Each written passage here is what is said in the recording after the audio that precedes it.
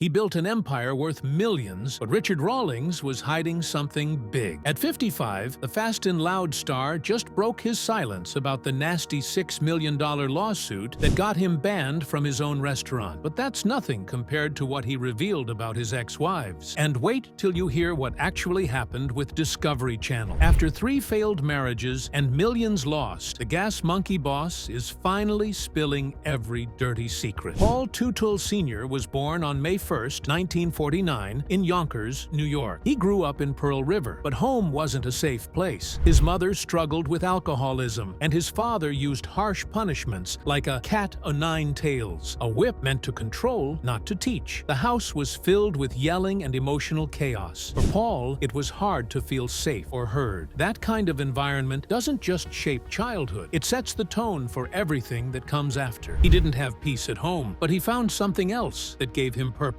From a young age, Paul was drawn to motorcycles and machinery. There was something about the roar of an engine and the freedom of the open road that pulled him in. It gave him an escape, a sense of control in a world that rarely offered it. That early love would eventually become his career, but at the time, it was just a way to survive. At 18, desperate to get out, Paul joined the United States Merchant Marine during the Vietnam War era. He didn't go to war in the traditional sense, but he helped support it. He traveled overseas, delivering supplies and ammunition to troops in combat zones. For a kid from a broken home, it was a crash course in independence. The experience exposed him to the world beyond his own pain. It taught him discipline and gave him time to reflect. But it also left its own marks. The war era had its weight, and Paul carried some of that with him. During this time, Paul was drawn to the rebellious spirit of biker films like The Wild One from 1953 and Easy Rider from 1969. These movies didn't just glamorize motorcycles, they told stories about freedom and rebellion, about finding your own path when the world doesn't give you one. That message stuck with Paul. The choppers in those films weren't just machines, they were symbols of independence and defiance, and Paul wanted to live that life. In 1972, Paul married Paula Leonardo, his high school classmate. That same year marked a turning point, not just in his personal life, but in his struggles with addiction. By then, alcohol and drugs were already part of his world. The trauma from his childhood never really left him, and substances became a way to cope. Paula stood by him. She helped him through the roughest parts, even when it strained their marriage. By early 1985, he was falling apart. He was only 35, but already coughing up blood. His nights ended in blackout. Sometimes he'd wake up in places he didn't recognize, unsure how he got there. He wrecked more than a dozen cars over the years, most of them on weekends lost to heavy drinking. Friends and family were dying from addiction, and he could feel himself getting closer to that same end.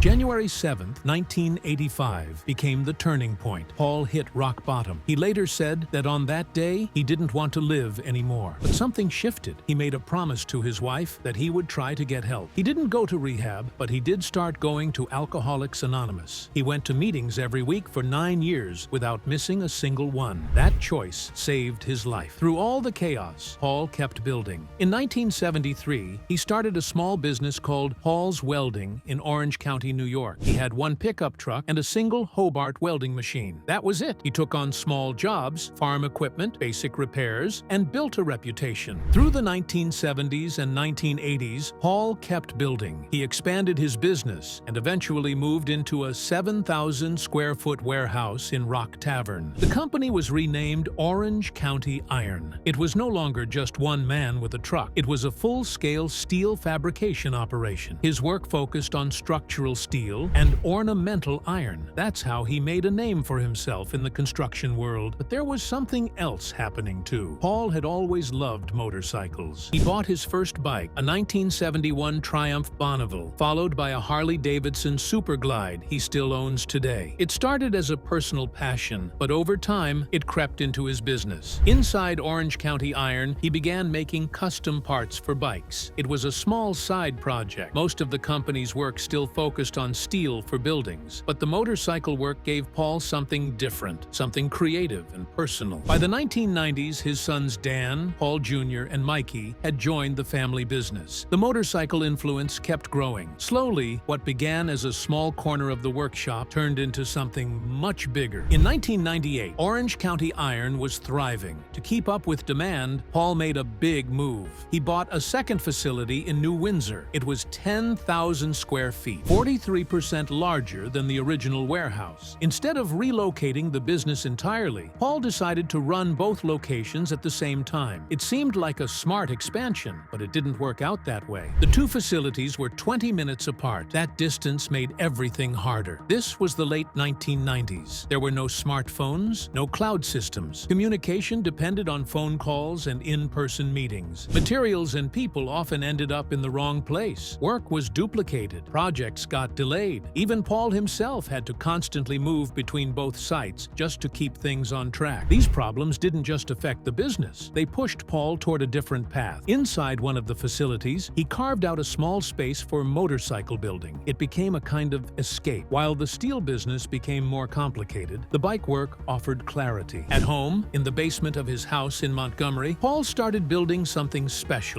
He worked at night, alone, surrounded by tools and welding gear. The project was a custom chopper he called True Blue. He began building it in early 1999. There were no deadlines, no clients, just his own vision. The bike had a stretched front end and a clean, classic frame. The paint was a deep blue, which inspired the name. Paul used a mix of store-bought parts and custom pieces he made himself. It was a perfect example of what he had always done: combine raw fabrication with design. By mid-1999, the bike was nearly finished. Paul realized he had created something different. It wasn't just another bike. It was something that could turn heads. He decided to take it to Daytona Biketoberfest that October. It was one of the biggest motorcycle events in the country. But before he could bring True Blue to the public, he had to move it out of the basement. He cleared out a small area at one of his steel shops to complete the final touches. That move marked the beginning of something new. At the same time, Paul was reaching a turning point. The steel business was demanding. The motorcycle work was exciting. Balancing both was no longer possible. So in 1999, he made a bold decision.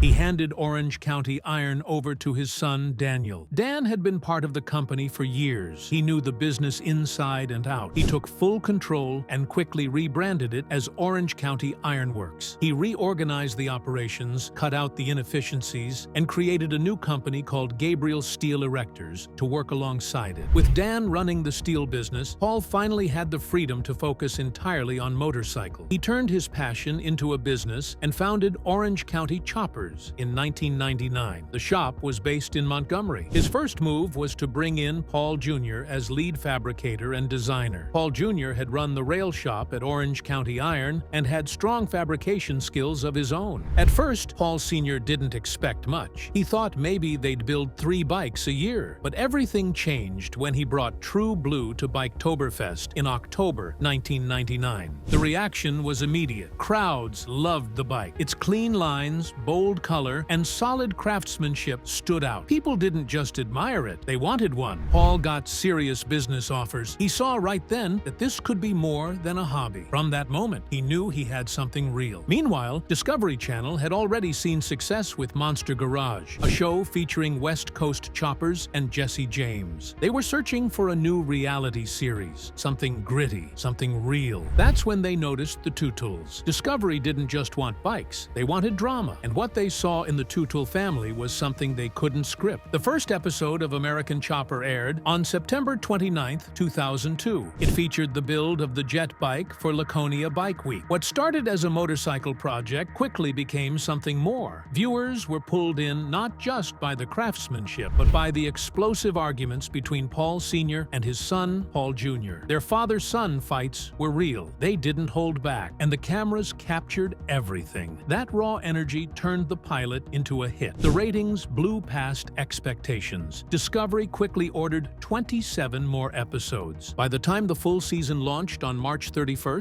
2003, the show was pulling in millions of viewers. The show turned Paul Sr. into a national figure almost overnight. Before that, he was a local businessman who ran Orange County Iron Works. After 1999, he put all his energy into OCC, hoping to make a name in the bike world. He had started strong, but American Chopper pushed him into the spotlight. He became known across the country. By 2004, OCC was in a Super Bowl commercial for AOL. The company was everywhere. So were the Teutuls. Their fame brought money and demand. Orders started pouring in from all over the world. But fame didn't fix their problems. problems. In fact, it made them worse. Cameras were rolling, but the pressure never stopped. Paul Sr. was intense and demanding. Paul Jr. was creative, but didn't like being controlled. Their arguments weren't just part of the show. They were real, and they got more serious with every season. By 2007, American Chopper was already a major hit. It had been running on Discovery Channel since 2003, pulling in viewers with a mix of custom bike builds and real-life family conflict. But in 2007, the show made a big move. It left Discovery Channel and shifted over to TLC. TLC was rebranding at the time. The network wanted more reality shows with high-stakes drama that could draw in mainstream viewers. American Chopper fit that model perfectly. It already had a strong fan base, but moving it to TLC gave the producers access to a broader audience. This was also when Orange County Choppers was starting to grow beyond just bike builds. Under Paul Sr.'s leadership, the company was doing deals with major names. They were working with NASA. They were building custom bikes for Caterpillar Inc. They weren't just fabricators anymore. They were a brand. The move to TLC opened the door for more merchandising. OCC-branded clothes, model bikes, even toy lines started showing up in stores. It was a smart business move, and it matched what the show was becoming, a mix of entertainment, engineering, and marketing. Some fans worried that switching networks would hurt the show's quality. Discovery had a certain look and feel. TLC was different, but the concern didn't last long. The production stayed solid, the drama stayed real, and the ratings stayed high. TLC gave the show strong promotion, and it kept delivering what fans wanted: creative bike builds mixed with explosive personal drama. But by 2008, things inside OCC were breaking down. The tension between Paul Sr. and Paul Jr. had been building for years. Their arguments were getting louder. Their working relationship was falling apart. Then came September 28, 2008. That night, everything boiled over on camera. During a regular workday, Sr. accused Jr. of showing up late and not taking his responsibilities seriously. The argument escalated fast. Jr. snapped back, frustrated and angry. Then he threw a chair across the room. The cameras didn't cut. Viewers watched it all happen. Seconds later, Paul Sr. fired his son on air. It was one of the most shocking moments in reality TV at the time. That wasn't just a dramatic scene. It was a real fracture inside the company. After the firing, Jr. wasn't allowed to work in the bike world for a year. He had signed a non-compete agreement that stopped him from launching his own business until April 2010. That year was filled with legal battles. Sr. took him to court over ownership rights. Their personal issues had turned into corporate warfare. But once the non-compete expired, Jr. came back. He launched Paul Jr. Designs, a shop that gave him full creative control. He brought in familiar faces like Vinnie DiMartino and Robert "Nub" Collard, both former OCC employees. The timing couldn't have been better for TV. Discovery Channel saw what was happening and moved fast. On August 12, 2010, they launched American Chopper, Sr. vs. Jr. The show was built around the rivalry. Viewers weren't just watching motorcycle builds, they were watching a real family fracture, with the tension growing every episode. The series centered on high-stakes build-offs. Each side competed to create custom bikes for major clients or themed events. OCC stuck to its classic heavy-duty style. PJD went in a more modern direction with sharp lines and bold ideas. Both shops pushed boundaries, but the differences in their approach made each episode unpredictable. At the heart of it all was the broken relationship between Paul Sr. and Paul Jr. It wasn't just about business, it was personal. The show didn't hide that. In fact, it leaned into it. Special episodes like A Family Divided, which aired on November 29, 2010, gave viewers a closer look at how bad things had gotten. Mikey Teutul, the youngest brother, was caught in the middle. Interviews with all three brothers showed the emotional weight they were carrying. Despite the success of the series, the gap between father and son didn't close. For Paul Jr., starting PJD was more than building bikes. It was a declaration of independence, a way of stepping out from his father's shadow and proving that he could succeed on his own terms. By 2012, PJD had already expanded beyond motorcycles. That year, Paul Jr. launched PJD Studios, a creative branch offering logo design and branding services. It showed that he wasn't just thinking about bikes, he was building a brand with a long-term vision. In 2007, while American Chopper was at the height of its success, Paul Teutul Sr. married Beth Dillon. The show was pulling huge numbers, Orange County Choppers was booming, and Paul Sr. was becoming a household name. fame. His marriage to Beth added a new layer to his public image. Fans saw it as a sign of stability in his personal life during a time when his business was thriving. Beth made occasional appearances on the show.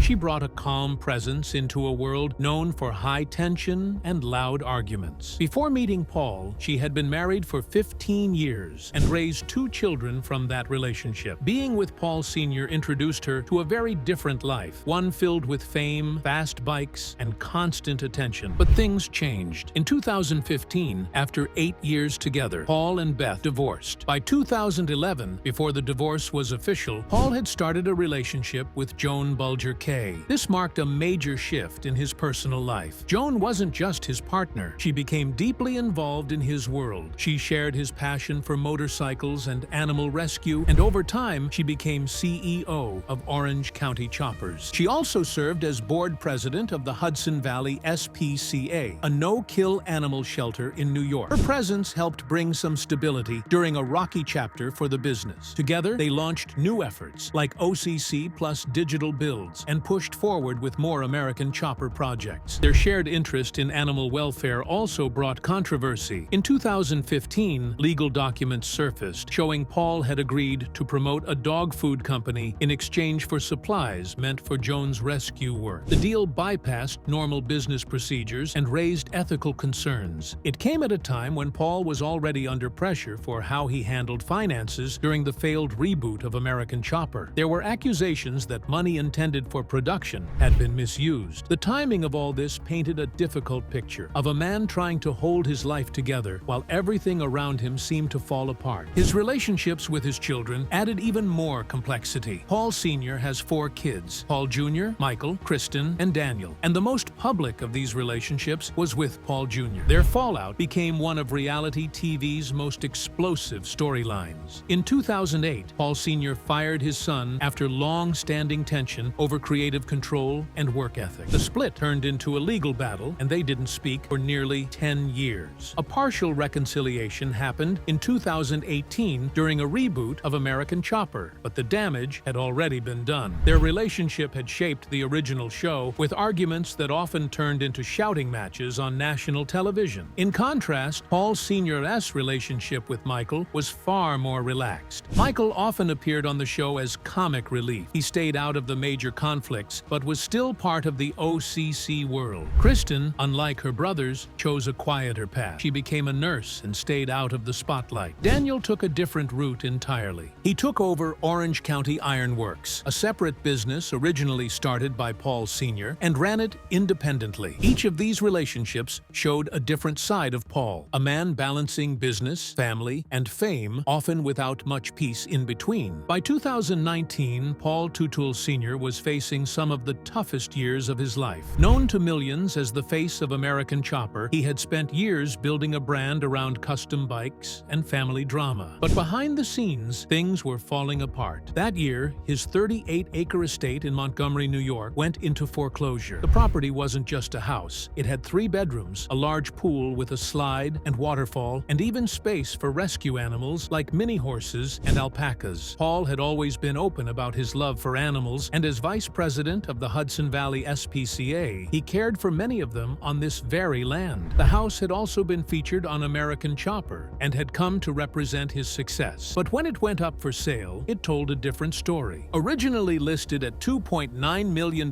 it ended up selling for only $1.65 million.